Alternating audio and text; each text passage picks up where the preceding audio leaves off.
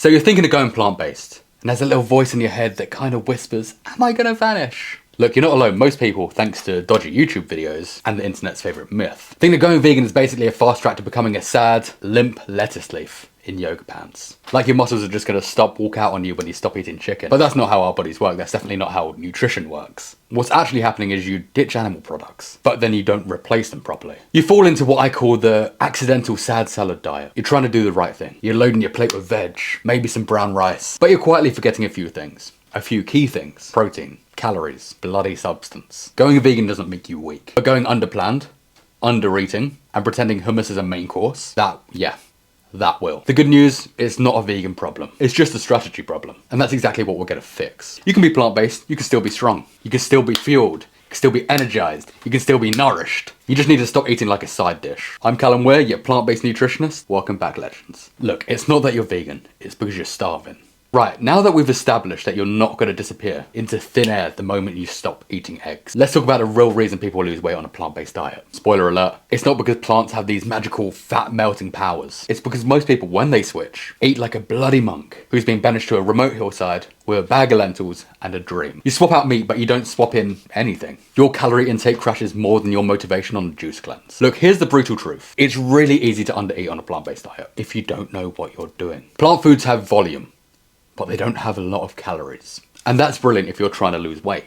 But if you're trying to eat more ethically and then suddenly you lose 5 kilograms without trying, that's a red flag. It's not a transformation. You realize this if you ever try to eat 500 calories of broccoli. You need a fucking forklift. But you can smash 500 calories of cheese in just, 5 bites? And regret nothing until your stomach finally reminds you why you stopped. Plants don't need to sneak in calories the way that processed food does. You have to actually be intentional with what you eat. Otherwise you end up that friend that doesn't know why they're losing weight, why they're surviving on oat milk lattes and half a banana. So no, going vegan doesn't make you fragile. But eating like a spiritual retreat influencer, that might do it. Protein isn't a personality, but it is a priority. So let's clear this up before someone starts crying into their tofu. You do not need chicken to hit your protein goals. You're not going to wither away because you swapped the whey for lentils. But let's not pretend protein doesn't matter either. Because that's usually where the root of the panic starts. Because every time someone says they're vegan, every time someone says they're plant-based, someone will jump out the bush and say, where do you get your protein? Relax, Sandra. The same place you've been ignoring it for your whole entire life. Only now you just might have to think about it. But yes, if you eat hummus and toast and called it a balanced meal, you might not get enough. That's not a vegan problem. That's a not knowing how to feed yourself problem. Plants have protein. Lentils, tofu, tempeh, beans, seitan, soy milk, chickpeas. The list goes on. Ever heard of them? Probably not, because you've been using protein powder as a salad dressing. And before someone comes at me with the incomplete protein myth, unless you're planning to eat a single food for the rest of your life, like you're on some bizarre survival challenge, you'll be fine. Combine your foods across the day, get a variety, get enough calories, and guess what? Your body handles the rest. It's not that precious. Yes, there's caveats. If you're looking to become a bodybuilder or have athletic prowess, there's a bit more strategy. But that's not the average person. So no, your muscles won't vanish. You're not going to suddenly resemble a Victorian poet with a nutrient deficiency. But you do need to make protein part of the plan. It's not about panic. It's about being a grown adult that fuels our body like they give it to us. Which then leads us into the fact that you're not tired because you're vegan. But you are tired because you're eating like a toddler. So let's address the classic, I went vegan and now I'm exhausted. Right, and I bet your typical day looks like oats for breakfast, avocado toast for lunch, and then some beige pasta situation. That's dinner. Where's your iron? Where's your B12? Where's your fuel? Where's your micronutrients? You're not tired because of plants. You're tired because your nutrition plan has the structural integrity of a sandcastle. Going plant-based doesn't mean cutting out nutrients. It means changing the source. If you cut out the steak and forget to replace the iron, or ditch dairy and don't think twice about calcium, or iodine, guess what? That's when your body's going to start waving that white flag. That's not a roast. Just reality. You don't need to become a supplement salesman, but you do need to understand that nutrients don't just magically appear because you brought them from a farmer's market. Iron from lentils, tofu, tempeh, chickpeas. Great. Yeah. But you also need to know that plant-based iron, non-heme iron, isn't absorbed as easily as meat. That's not me bashing plants. That's biochemistry. So what do? You pair it with vitamin C. Squeeze some lemon on your beans. Add some bell pepper to your curry. Have a load of veg with your tofu. Avoid caffeine an hour before and an hour after your iron-rich meals. It blocks iron absorption. We just need to stop acting like nutrition is some kind of mysterious black magic. And don't think about skipping the B12. I know it's in fortified foods, but most people still aren't getting enough. Once again, not a plant-based issue. That's a biological fact. It's made by bacteria, not animals. Animals just happen to eat the dirt, or majority of the time supplemented themselves. And you, my clean-handed modern legend, probably wash your vegetables. You don't drink out of a stream, but like we used to. So yeah, take the B12 supplement. or eat enough fortified food. Easy fix, no excuses. You're not weak, you're not fragile, you're not destined to faint at the sight of stairs. You're just undernourished, and that's a choice, not a lifestyle. And if you're eating like a herbivore but training like a powerlifter, there's a classic mismatch. You've gone plant-based, you start feeling a bit lighter, nice. A bit leaner, cool. Maybe even more energetic, we love to see it. So you decide to throw yourself into the gym, like you're preparing for the CrossFit Games. It's 2025, skip CrossFit, you're preparing for the High Rocks Games. And then boom, you plateau, you crash. You feel like you're getting steamrolled by a set of push-ups. Must be because I'm vegan, you say, while you're chewing your third rice cake of the day. No, it's not that. It's because your inputs don't match your outputs. You're trying to train like an athlete and recover like a monk on a fast. And that math simply just doesn't add up. When you increase your training load, whether it's cardio, resistance training, high rocks prep, or just stacking up steps, your calories, your protein, your micronutrients need to go up too. But instead of increasing both, most people keep eating the same boring meals out of habit. Add to the fact that plant-based meals tend to be higher in volume, but lower in calorie density. You didn't mean to cut, you just ate more broccoli and forgot the rest. And protein. Mate, you're not just aiming for a number. You're aiming for consistency, quality. Tofu, tempeh, edamame, seitan, lentils. There's hundreds more, just to name a few. Those are your teammates. But if you're training hard and not getting at least 1.2 to 1.4 grams per kilogram of body weight, don't be surprised if your strength stalls, recovery lags, or you start feeling like a plant-powered pancake. Work out your body weight in kg, times that by 0.9. That's the minimum you need to have. And when I say minimum, that's the absolute minimum. That's just you surviving. Times it by 1 to 1.2, that's you thriving. 1.2 to 1.4, that's you if you want to build muscle, become more athletic. If you want to become a bodybuilder or you have some real big endurance challenge or strength challenge, then 1.4 and above. So just your body weight in kilograms times by whatever the number is up to 1.6, and that will work out your gram percentage. So no, going vegan doesn't turn you into a fragile wisp, but undereating while you're overtraining, that absolutely will. And that's got nothing to do with ethics. It's got nothing to do with kale. It does, however, have everything to do with basic human physiology. But Callum, I'm eating so clean. I know, and that's your problem. This is the part where I'm going to give you a little hug and a slap at the same time. Because I know you're trying. Swap crisps for carrots. The pizza for quinoa. God help us.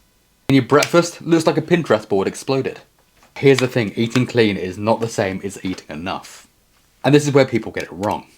When they go plant-based, the weight loss fears rattle around in their heads. They start chasing this mythical, clean-eating dragon. Everything's raw. Everything's green. But you know what else it is? Low calories. Low satisfaction. You loaded your plate up with lettuce and then called it lunch. You blended spinach and a frozen banana. Called it recovery. And then wondered why your body feels like it's held together by herbal tea and hope. Clean eating gets romanticized in the plant-based world. If your meals look like they belong on a detox ebook, chances are you're underfueling. And you can be a Whole Foods badass and still eat enough. You can. And you should. But add the things that are higher in calories. You know, add your tahini. Add your avocado. Add your olive oil, add your nuts, add those healthy fats. Then you got your tofu, your tempeh, your seitan, you know, your grains, your legumes. Those real hearty portions of food that don't leave you chewing sadness. You're not going to lose muscle or energy going vegan. You're only going to lose those things starving yourself in the name of health, in the name of clean eating.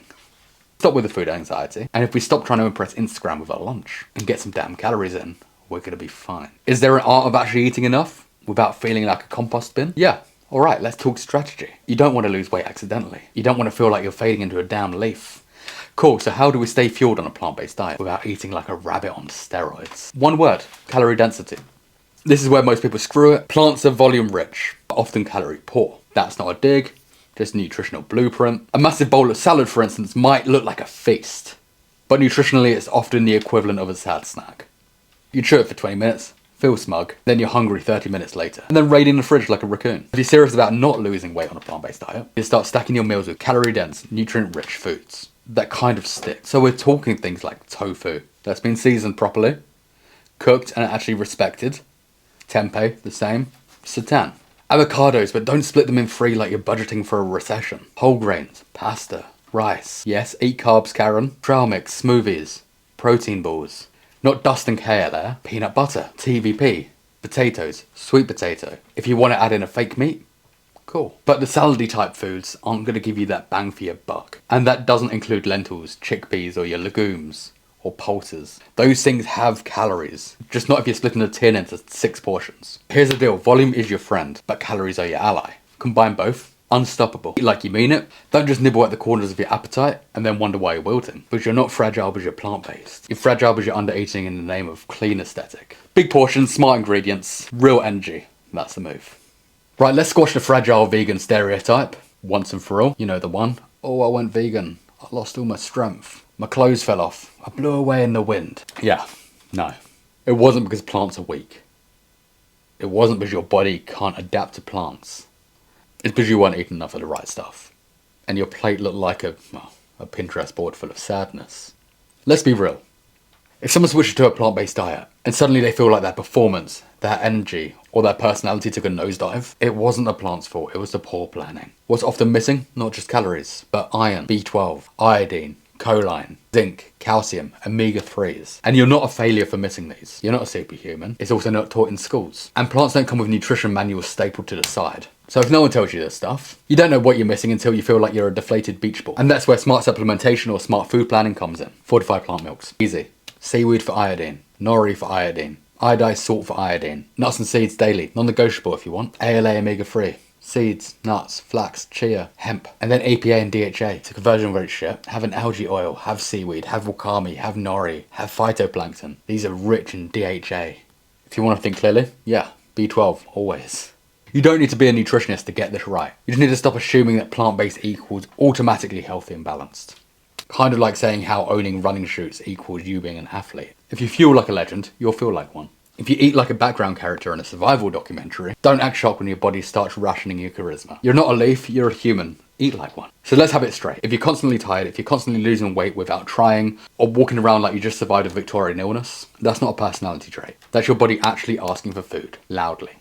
You're not fragile because you eat plants. You're fragile because you could be eating like a damn sparrow. Calorie density matters. A bowl of salad doesn't hit the same as a bowl of oats with banana, peanut butter, chia seeds, flax seeds, fruits and nuts. And no, you're not better for choosing kale over carbs. Anything, you're just hungrier and resenting life. Add olive oil to your meals. Double down on legumes. Go heavy on tofu. Your body needs it. And if you're training, your body really needs it. Stop fearing calories. Stop mistaking undereating for discipline. There's nothing noble about malnourishment. You're not an extra in a war film. You're a modern legend just trying to thrive, not just survive. It's not about getting shredded or jacked or becoming some TikTok version of vegan goals. It's about being well-fed, energized, strong. Not spiritually strong because you're white-knuckle your way through another day of air-fried chickpeas and vibes. If you've been sitting there thinking if you go vegan, you're gonna dissolve into a frail version of your former self. Weaker, skinnier, maybe turning sideways and just disappearing. Let's stop you right there. It's not plant-based life. It's just poor planning, dressed up as clean eating. You're not doomed to lose weight or strength, unless you treat plants like a punishment and forget that food's meant to nourish you. And trust me,